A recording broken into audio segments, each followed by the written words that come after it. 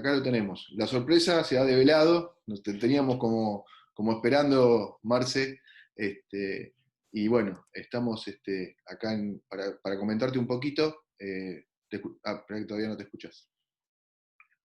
A ver si conecta el audio. ¿Escuchás ahí, Marce? ¿Estás escuchando, Marce? Espera que te reinicio el audio.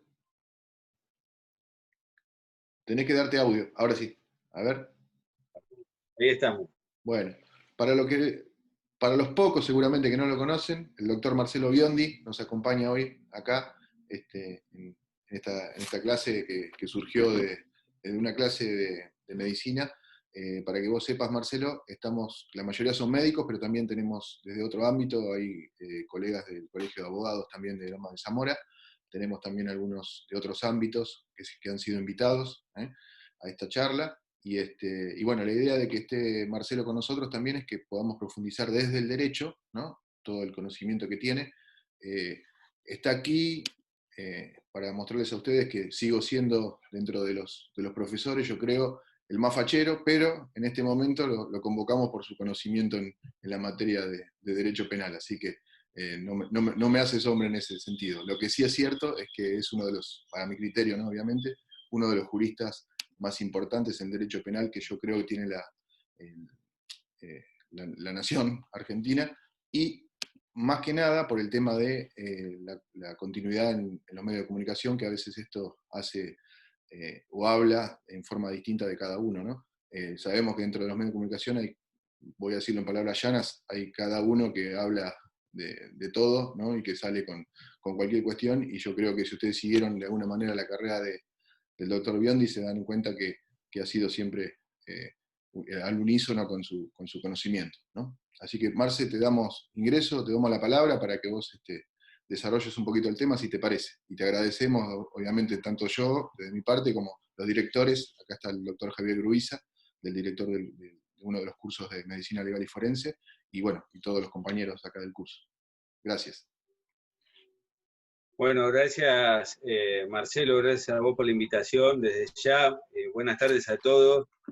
Gracias a todos, un placer. Ahí te veo a vos únicamente, te agradezco tus palabras. Desde ya, bueno, esto creo que en materia penal y procesal penal, me parece que más allá de que uno a veces piense que se sabe todo, es cuestión de prepararse permanentemente, día a día, y bueno, y eso es lo que uno trata de hacer para mejorar cada día. Creo que, bueno, si querés desarrollamos un poco el tema de la causal de justificación, que no sé si ya está presentada, si ya hablaron algo, que No, tiene que ver con la legítima defensa. simplemente, Marcelo, Sí. lo que hice fue mostrarles en el Código Penal dónde está incluido y cuáles son algunas de las causales, y justo ingresaste, entonces te di paso porque sé que tenés algún compromiso ahora en un ratito, así que quería más que nada comentarte. Esto surge a raíz de las consultas que se fueron dando en unos grupos que tenemos de médicos, con el tema de lo que pasó ahora con este jubilado, ¿no? Que mató a uno de los asaltantes. Entonces, a raíz de eso, muchos, viste, en el tema de lo que es, si bien los médicos que tenemos tienen ya un conocimiento, porque están formándose como peritos, ¿no? Entonces ya en cuanto a procesal, en cuanto a lo que tiene que ver con las leyes, están más sobre la ley penal, están un poquito con conocimientos, también sobre criminología, pero siempre se da, ¿no? Este tipo de circunstancias en donde no se entiende, o que alguno dice alguna cuestión como que coincidente con lo que se dice en los medios de comunicación. Entonces queríamos tener una puntualidad desde lo técnico, jurídico, de qué se trata esto, si hubo exceso, no hubo exceso en la legítima defensa, bueno, cosas que vos podés explicar mucho mejor.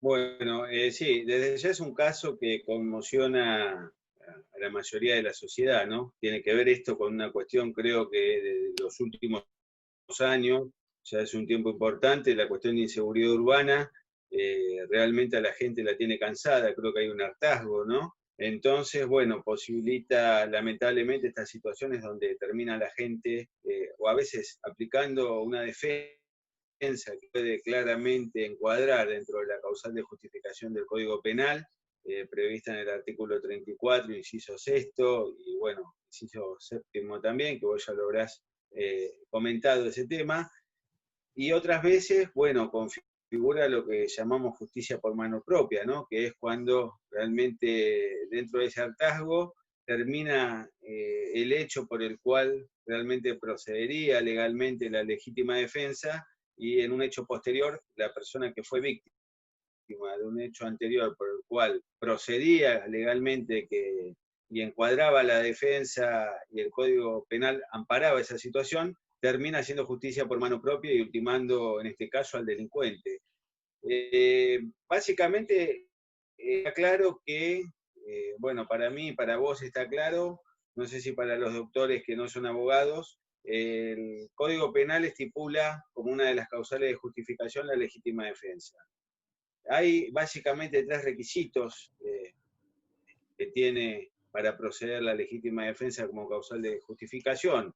El primero es una agresión ilegítima, esa agresión ilegítima debe ser actual. El segundo es el medio proporcional y racional con el cual uno va a repeler esa agresión ilegítima. Ese es elemental también para que esté configurada esta causal de justificación. Y el tercero es no haber provocado previamente a la persona de la cual uno se está defendiendo, ¿no? Porque si no, a cualquier persona que uno le tiene un poquito de idea, iría a provocarla de alguna manera para después terminar cometiendo algún hecho donde termine queriendo invocar la legítima defensa. Después, bueno, obviamente, especialmente la ley contempla a la persona que repele por la noche un escalamiento, una fractura de cerco, o encuentra a alguien en su domicilio, en su vivienda, y opone resistencia también en casos especiales donde claramente procede la legítima defensa. El tema desde el punto de vista judicial no es una cuestión sencilla, porque no todos los casos son claros. O sea, hay casos que a veces uno puede observar en la práctica e incluso nos toca trabajar, donde, por ejemplo, entran delincuentes a sustraer bienes a un domicilio, hay una persona que se defiende, se produce un intercambio de disparos de ambas partes, queda fallecido alguno de los delincuentes. Claramente es un caso que, con la prueba que se va a ir colectando, va a terminar abriéndose una causa penal, obviamente por homicidio, como pasa en todas las causas que hay este tipo de hechos, porque la conducta en realidad no está permitida por el Código Penal, pero está justificada justamente al reunimiento de la causal de justificación, y eso hace que esa conducta no pueda ser, esa persona no pueda ser perseguida penalmente. Por ese motivo queda desvinculada a primeras instancias de ese proceso mediante un sobreseimiento que sería lo equiparable a una absolución después de un juicio oral. Esos casos son claros. Y hay otros casos, como este caso de Ríos, como el caso, no sé si recuerdan, del médico Villar en Loma Hermosa, que terminó en un juicio por jurados en la provincia de Buenos Aires, como el caso del carnicero de Zárate, que también terminó con un juicio por jurados. Estos últimos dos casos terminaron con un veredicto de no culpabilidad, que no son casos claros desde el punto de vista probatorio. Entonces, hay un dilema, ¿no?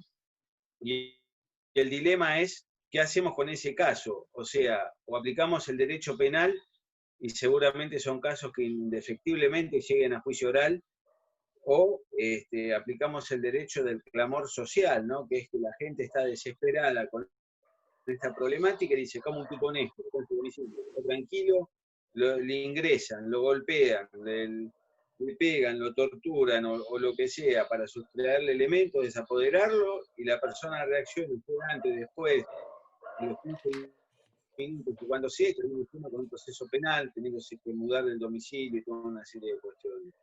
Esto es una problemática grave que yo creo que el Estado no la aborda desde hace tiempo desde el punto de vista de políticas públicas para bajar estos índices de hechos, ¿no?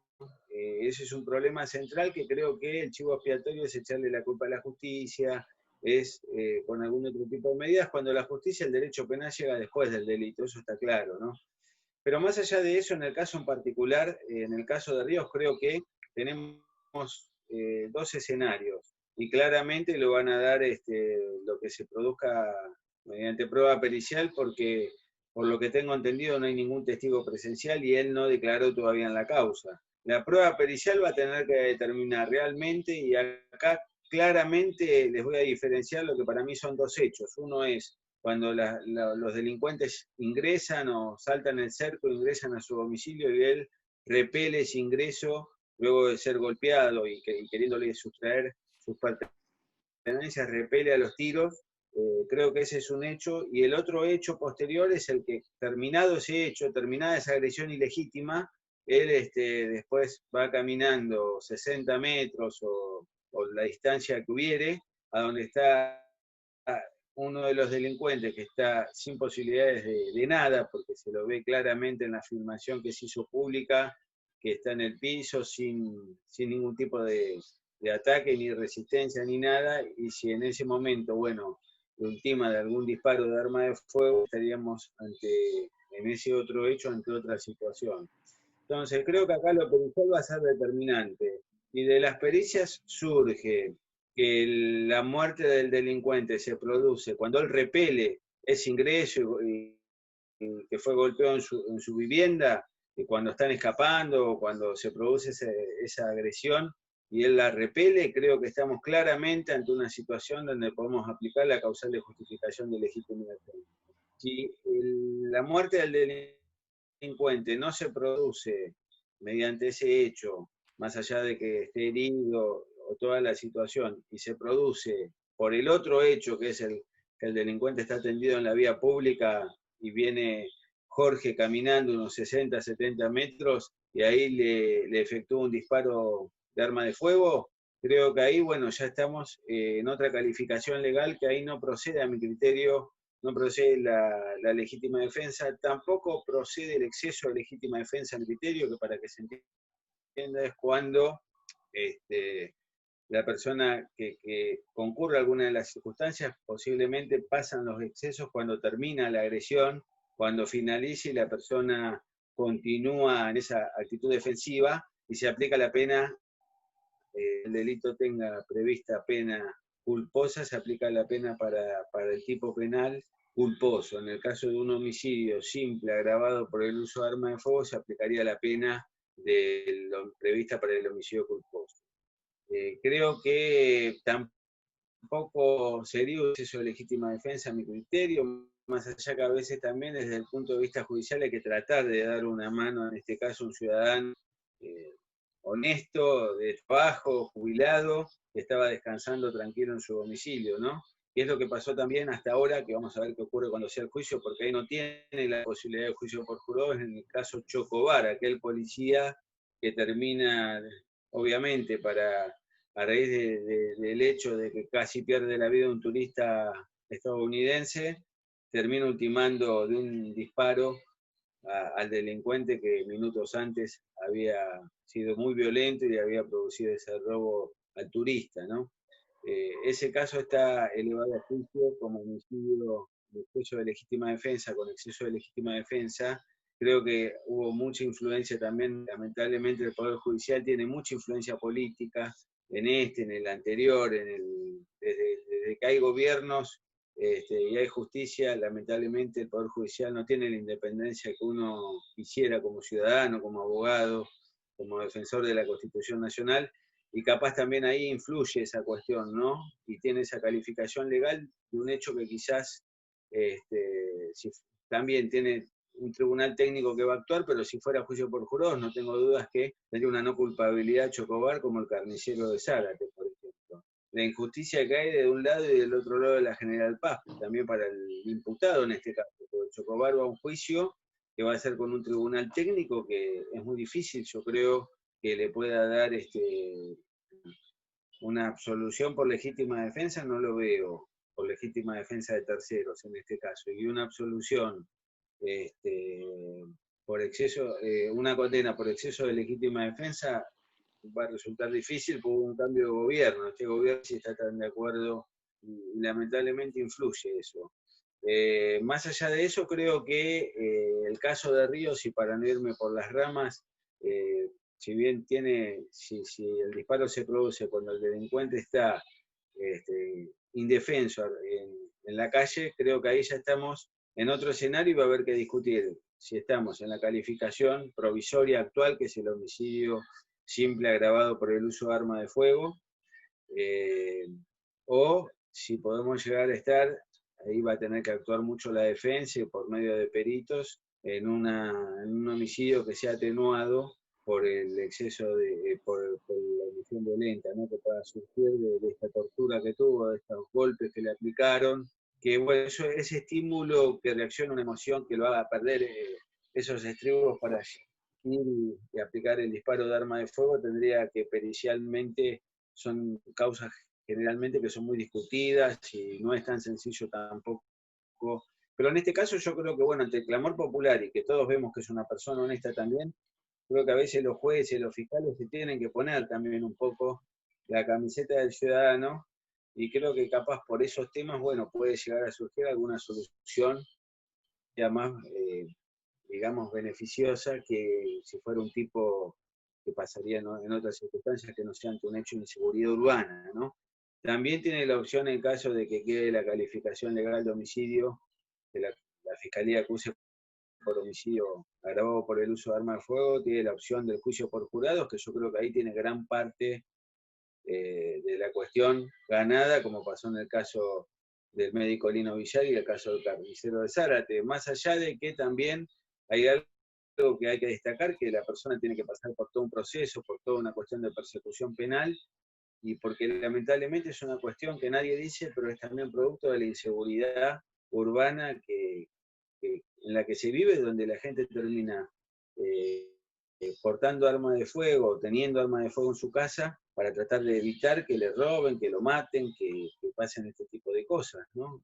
Hechos que son habituales. En la mayoría de los casos, este hecho termina con el jubilado muerto por golpes o muerto en el domicilio y desapoderado de sus bienes, ¿no? No termina de esta manera. Son muy pocos los casos que uno puede mencionar que terminan de esta forma.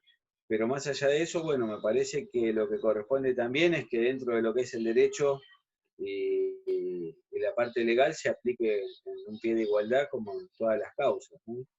Sí me parece que debería haber dispuesto el juez la excarcelación extraordinaria, porque en este caso no advierto peligros procesales por parte de Jorge, no advierto tampoco ninguna cuestión que pueda poner en peligro los fines del proceso. Creo que las condiciones personales de él, tiene domicilio fijo, un grupo familiar, por lo que se vio mediáticamente, contenedor, y también las características y especiales circunstancias de los hechos parece que claramente deberían haberle otorgado la excarcelación extraordinaria con la calificación actual que tiene la causa, y no esta prisión domiciliaria, ¿no? Que no deja de ser, más allá de que más beneficiosa o menos gravosa que una prisión preventiva, no deja de ser una medida de privación de la libertad, ¿no? Más allá que en el caso de él se habrá dado como alternativa porque todavía no se dictó ninguna prisión preventiva.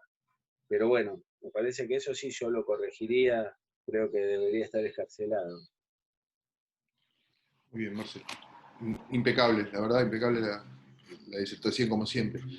A mí me quedó una consulta en cuanto a lo que decís, que me parece que por ahí pasó desapercibido y me parece que es fundamental que puntualices un poquitito más ahí nada más, si te parece.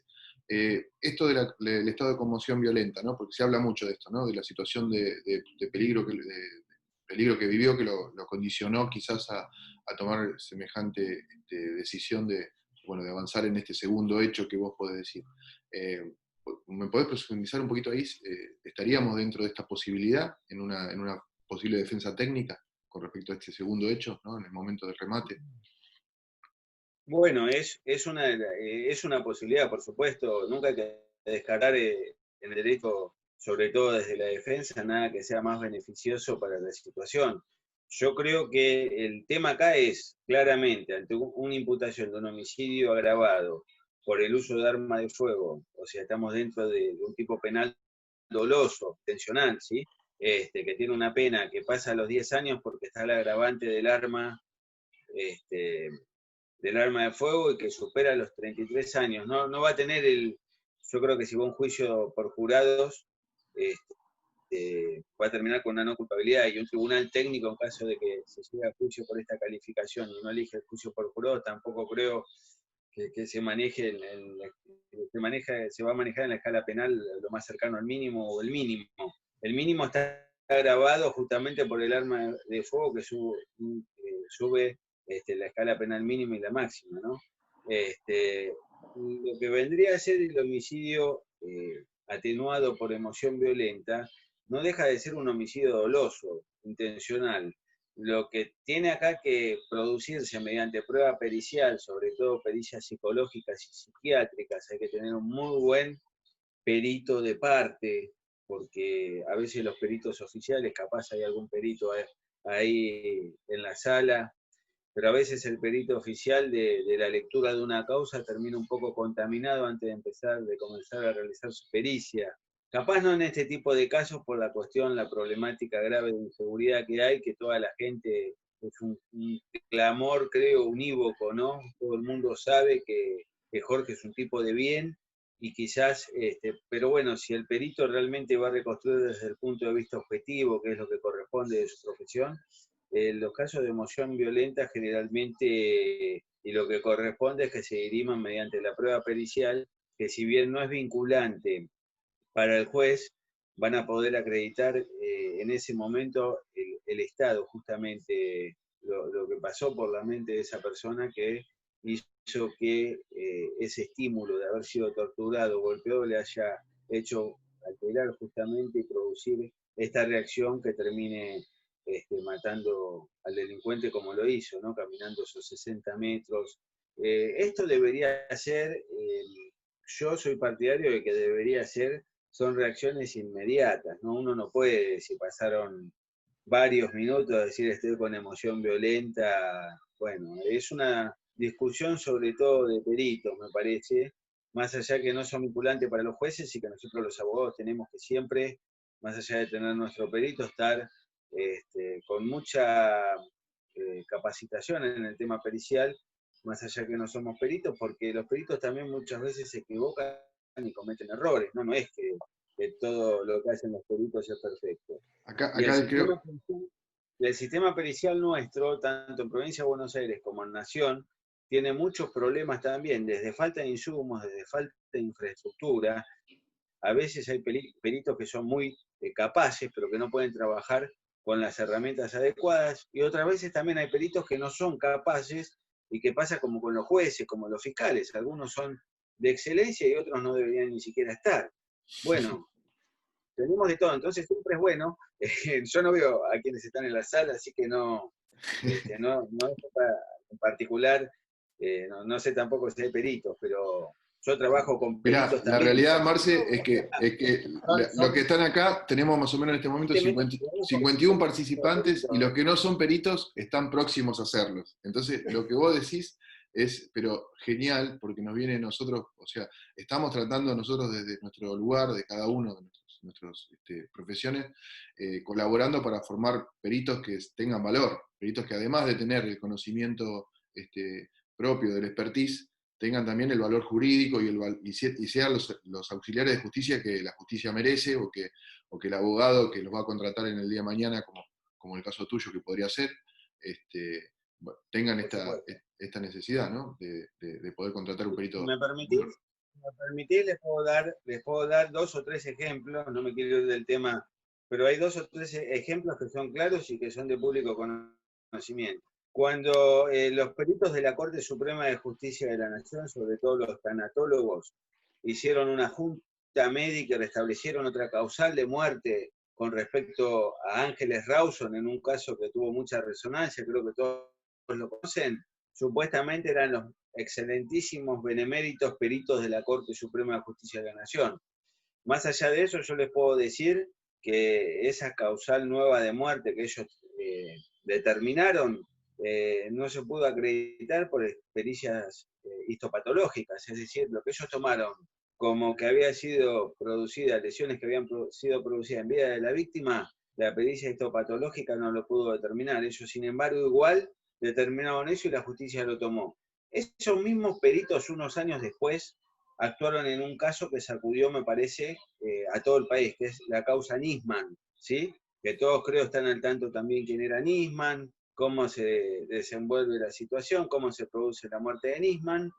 Y en ese momento hicieron una pericia donde esa pericia que hicieron los tanatólogos y los peritos de la Corte Suprema de Justicia de la Nación dio lugar a que en la causa focalizaran hacia una instrucción más allá de todos los errores que hubo, Bernie pisoteando con barro toda la escena, la fiscal Flame, un desastre, pasaba por arriba en pleno departamento con la víctima ahí en el piso, pero hicieron que la causa judicial vaya camino a lo que era o un suicidio o una instigación como mucho de alguien al suicidio. Ahora, posteriormente aparecieron peritos de Gendarmería Nacional, tanatólogos también y el resto de todo el cuerpo forense de Gendarmería determinaron que estamos en presencia de un hecho violento. Entonces yo me pregunto, de un homicidio, ¿no? Entonces yo me pregunto, ¿con cuáles de estos dos peritos supuestamente que integran fuerzas prestigiosas, entre comillas, de nuestro país en causas resonantes, en causas que institucionalmente la de Nisman es una causa que amerita, ya debería haber sido resuelta por una cosa o por otra?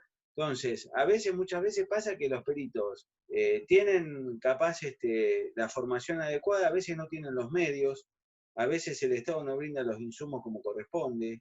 Es una cuestión que, bueno, hay que tener mucho cuidado porque no todo es exacto tampoco, sobre todo la ciencia médica no es exacta y, bueno, obviamente va a haber algunas cuestiones que den de una forma a algunos en una autopsia y de otros en otras, pero bueno, creo que siempre hay un lineamiento donde no debería correrse tan drásticamente la vara, ¿no? No se puede, me parece, de una cuestión que nos lleve para un suicidio, pasemos a un homicidio. Alguno de los dos se equivoca y el que se equivoca no puede estar más. Si se equivocaron los peritos de la Corte de Nación, hay que sacarlos a todos. Si se equivocaron los peritos de Gendarmería, hay que sacarlos inmediatamente a todos, porque estamos... Bueno, y así pasan muchas causas. Entonces, a eso me refiero cuando yo hago una crítica a lo pericial. O la causa donde vamos como defensor y muchas veces el perito ya leyó la causa y termina con un dictamen, sobre todo en las pericias psicológicas, psiquiátricas, que tienen que ver con lo que leyeron ellos de la causa.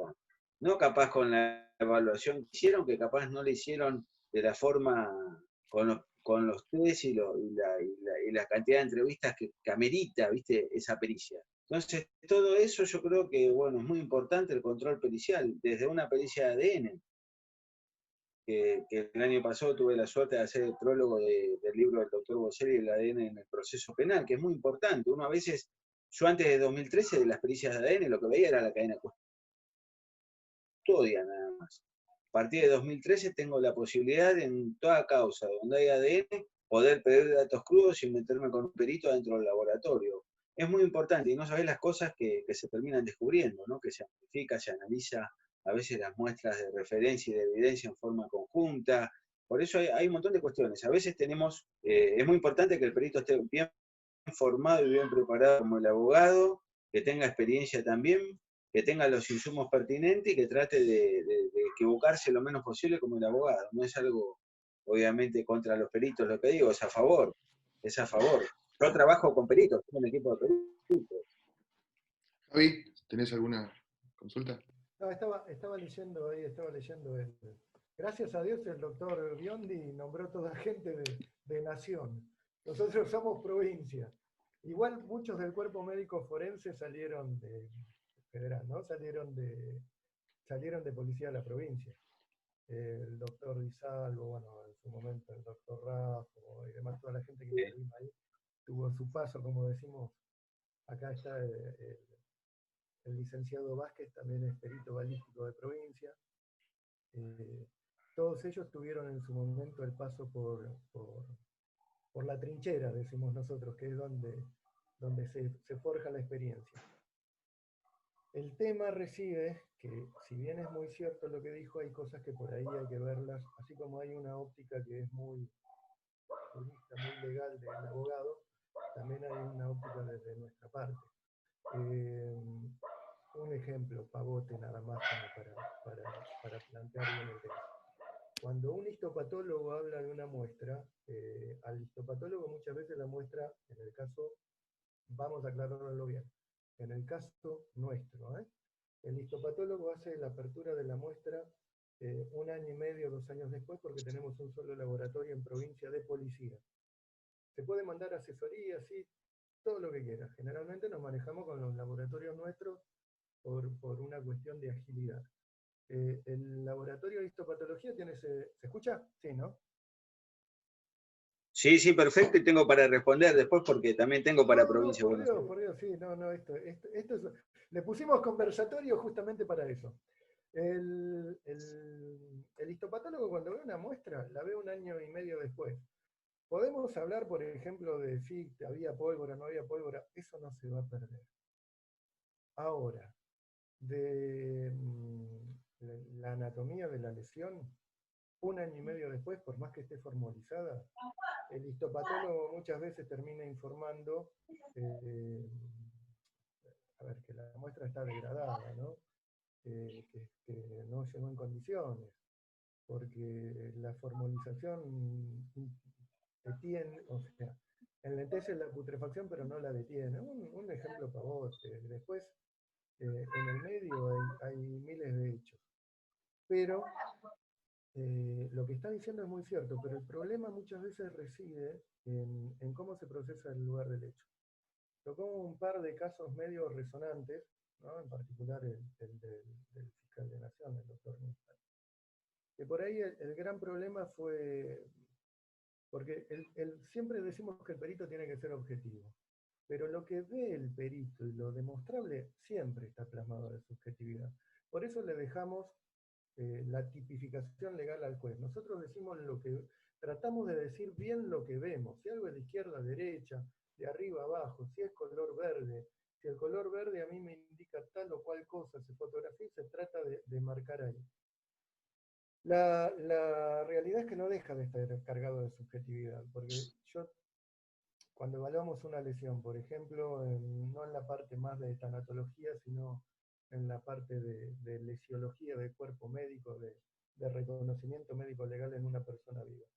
A mí me dicen, ¿y cuánto tiene esta lesión? Y yo tengo que decirlo, mira, está más verde, menos verde, ya está en un verde que tiene una carga, no le puedo dosar la hemosiderina o la biliverdina para decirle cuánto tiempo precisamente pasó y tenemos que dar un rango.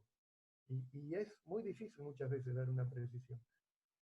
Pero volviendo al tema, porque no me quiero ir de la parte esta de, por ejemplo, del doctor Nisman,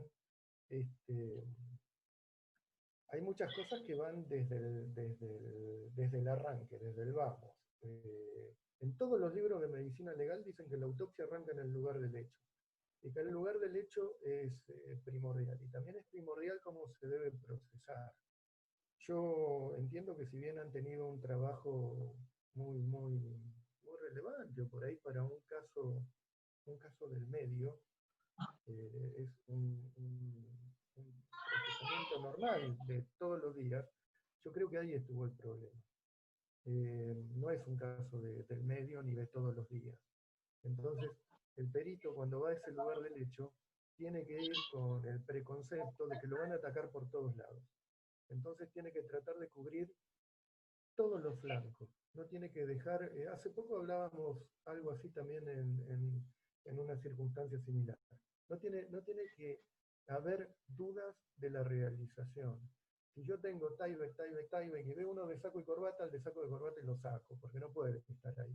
Porque yo sé que por más que tenga cuidado, alguien puede objetar que no esté. Lo mismo pasó con otros casos de menores implicadas y demás en nuestro ámbito, en provincia de Buenos Aires.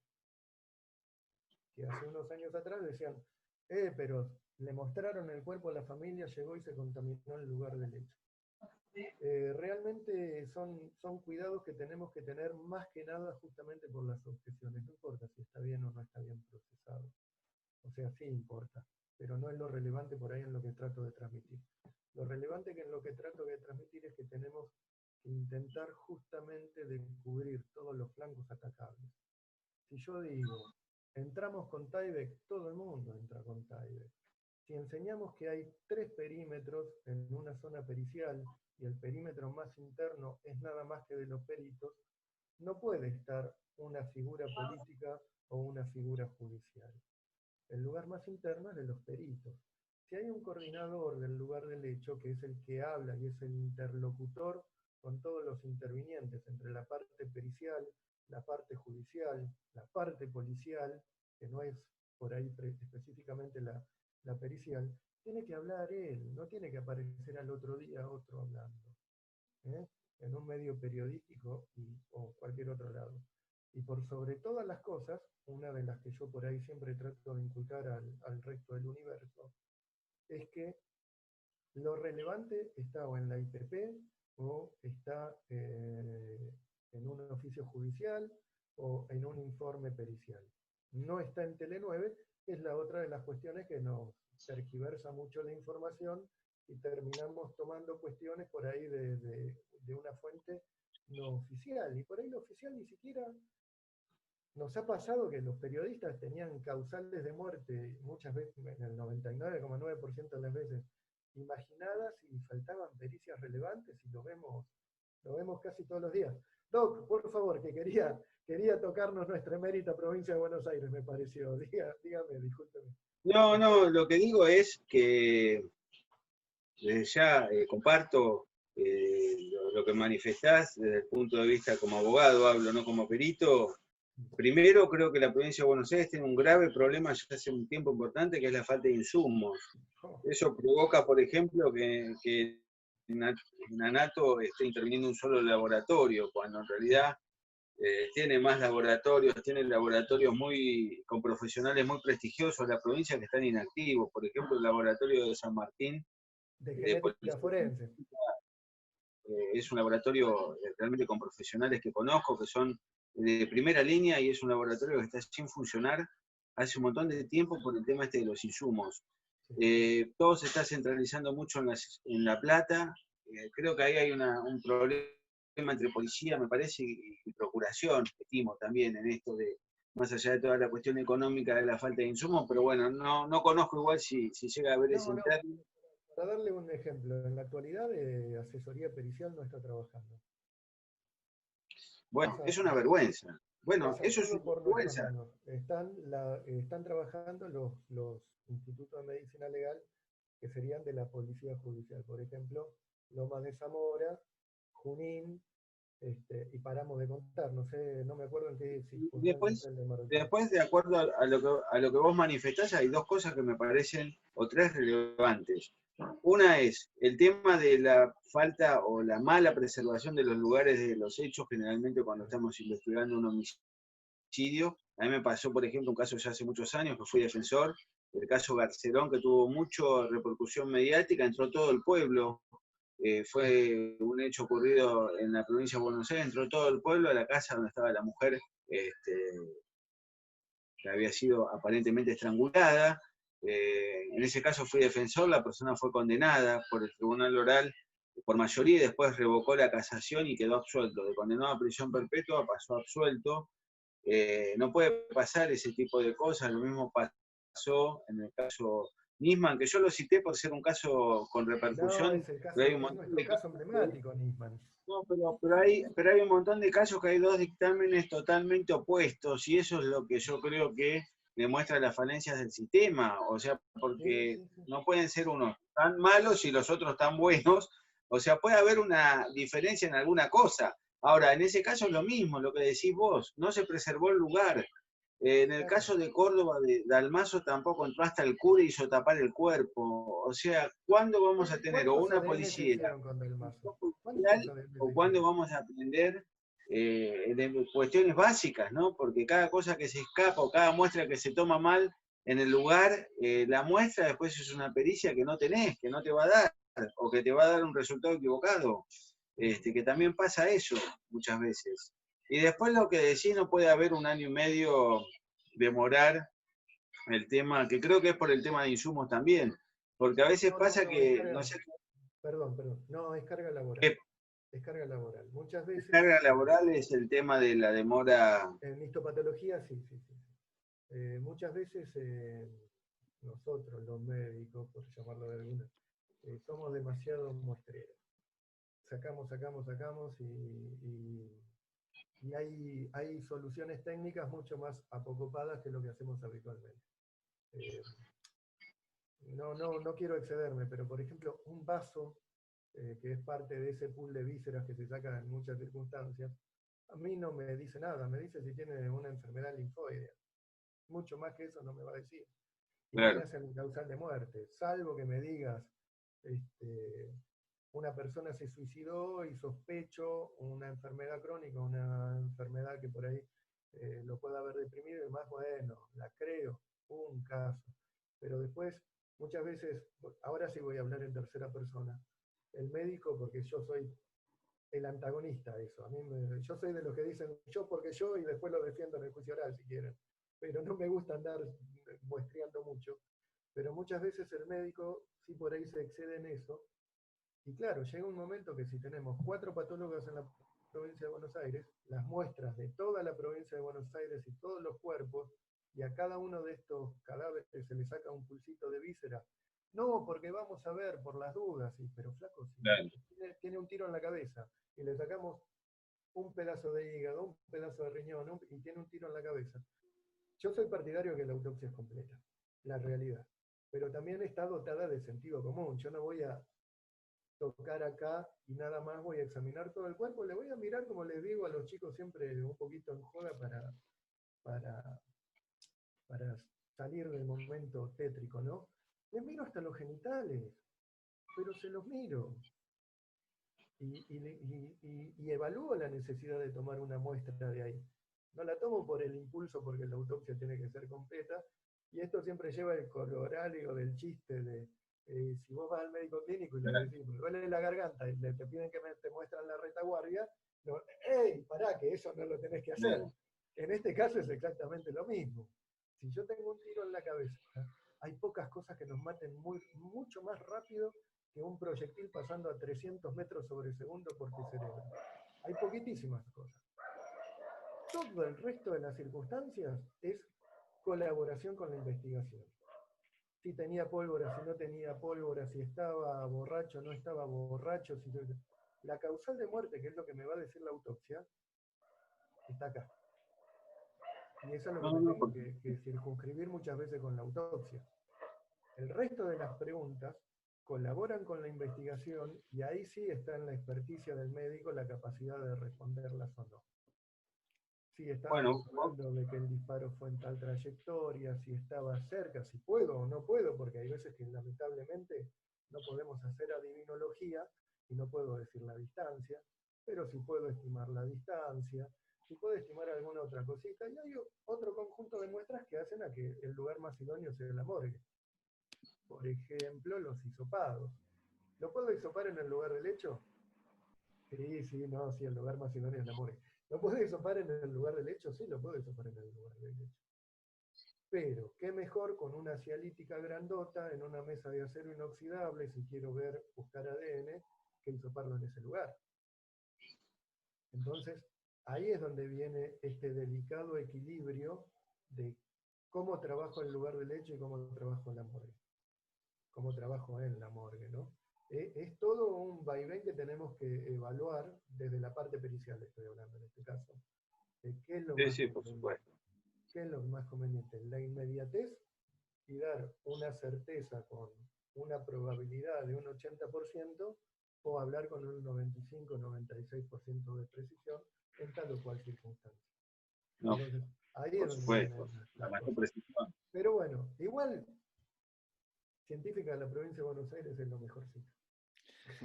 Igual mira, para concluir, obviamente un placer dialogar este tipo de cosas. Yo creo, y como lo he manifestado en causas de homicidio, creo que en todo homicidio, más cuando uno va por la defensa, es elemental el tema de la pericia autopsia.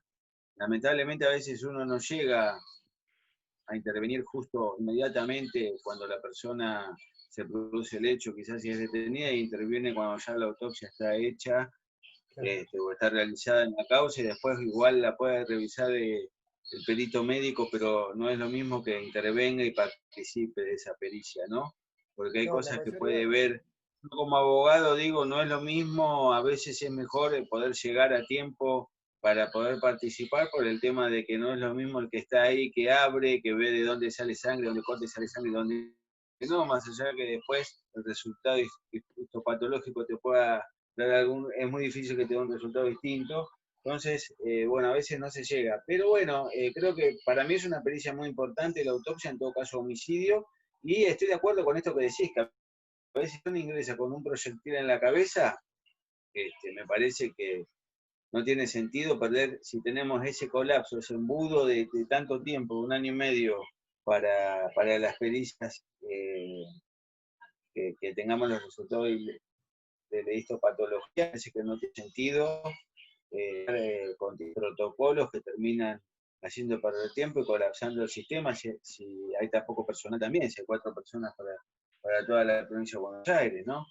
Y después, otras bueno, en cuestiones también en medio, pero el bueno, caso que nos convocó el de Río, por ejemplo, más allá de la pericia balística y el resto de la prueba, se va a definir, me parece, la cuestión mediante la autopsia, ver realmente si tiene alguna lesión en la zona abdominal que condice con los movimientos de Ríos en esa filmación final y que haya sido capaz de provocar el deceso de la persona. Creo que va a ser, además de la pericia balística y todas las demás pruebas, va a ser muy importante la autopsia, como quede, y la histopatología, ¿no? Todas las pericias complementarias también a la autopsia.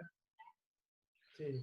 Marce, acá te agradecemos, sabemos que me había pedido más o menos un tiempo por el tema de que tiene otra entrevista, ¿no es cierto, Marce? Por eso no lo queremos molestar. Lo que sí, Tengo una entrevista en un rato por el tema este de Ríos, pero para un medio.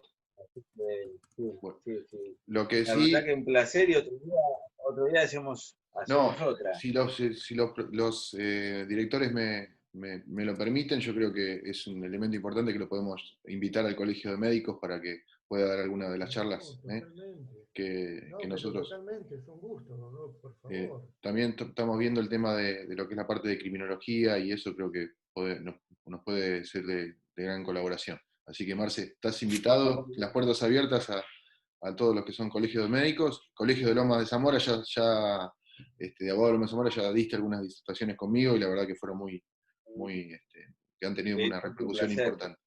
Así que, Bueno, y cualquiera que, o sea, es un placer y bueno, obviamente que lo vamos a hacer. Cualquiera que tenga alguna, qué sé yo, alguna pregunta o algo por privado, puedo dejar mi Instagram que es @marcelo_de_abogado, por ahí me pueden seguir y hacer cualquier pregunta, cualquier comentario que haya quedado. Disculpen la escasez de tiempo que justo se dio, que mi amigo me avisó medio ahora, pero no, agradezco la convocatoria, muchas gracias desde ya y siempre es un placer y siempre hablar de estos temas y poder compartir experiencias y poder intercambiar, siempre me parece que nos ayuda a todos a crecer, ¿no? Más allá de la formación o la profesión que tenga cada uno. Así que un placer.